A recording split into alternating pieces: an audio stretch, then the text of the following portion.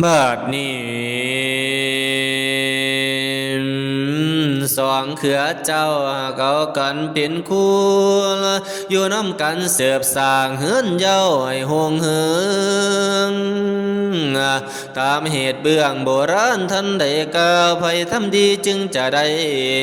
เจริญขึ้นไม่เลื่อนโคนความอับจนบ่มาไกลความจันไรเหินห่างอยู่ทางสุขเสืบสร้างล้างหายนายหนี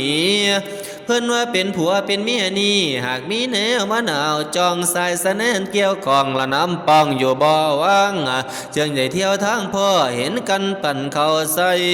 จึงได้มาอยู่ใกล้เป็นคู่อยู่ดอมบัดนี้แนวใดๆก็พร้อมตามเหตุประเพณีมีแต่แนวดีๆเบิดบ่มีแนวหาย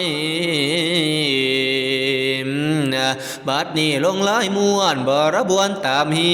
ตุเป็นผัวเมียถูกต้องของเขาแต่เก่าหลังฟังคำสอนเด้อลาแห่งขวัญตาเจ้าทั้งคู่ผัวแก่นจันเมียแก่นคู่เป็นคนหูอย่าเลื่อนของให้ผัวเป็นพี่เมียเป็นน้องให้เว้าของฟังความกันเดินทางเด้อ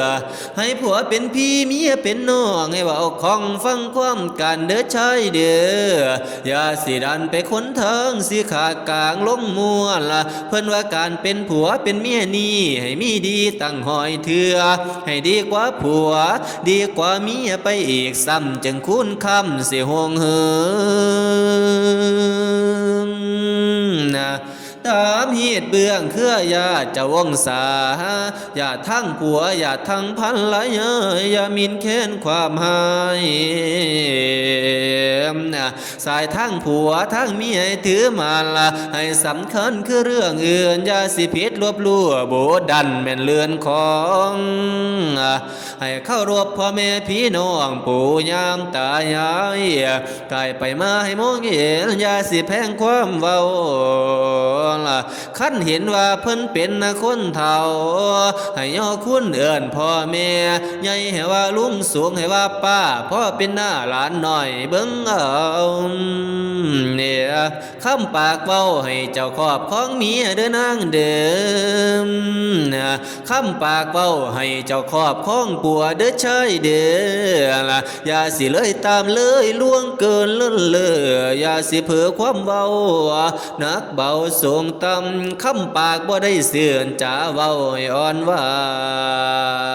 นเจ้าอย่าได้เกียจข้านอันเวียกหัวจะเข็ดทำให้เสร็จการเงินอย่าปล่อยปะละเว้น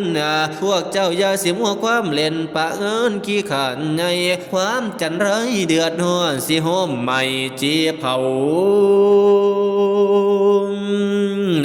มันสิติดไปหอดลูกเต้าความสัวสิมัวหมองต้องให้มันคักฮักดีอดกันให้พวกเจ้านี่มีขันติมาอย่าพันแปรเป็นขันแตกอย่าสิแหกออกหัวน้ำติ้วสิตอกตางตามตำราไขสีอุดมดีสุดยอดจังสิปอดโอ้ยซอยเต็มร้อยแม่นแห่งยิงจังสิปอดโอ้ยซอยเต็มร้อยแม่นแห่งชายเอาละโน้เว้าไปลายมันกว้างดวงเทิมบ่หูเอี่ยมซิมแต่พ่อย่อพ่อหูหอมกระบุนบัดนี้ลงเลยม่วนคำสอนม่วนไว้ก่อ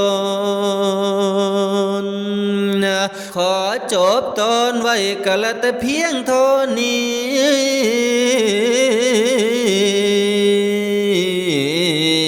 เวลาหน่อยหากบ่หลายนั่นล่ะนะนอละดู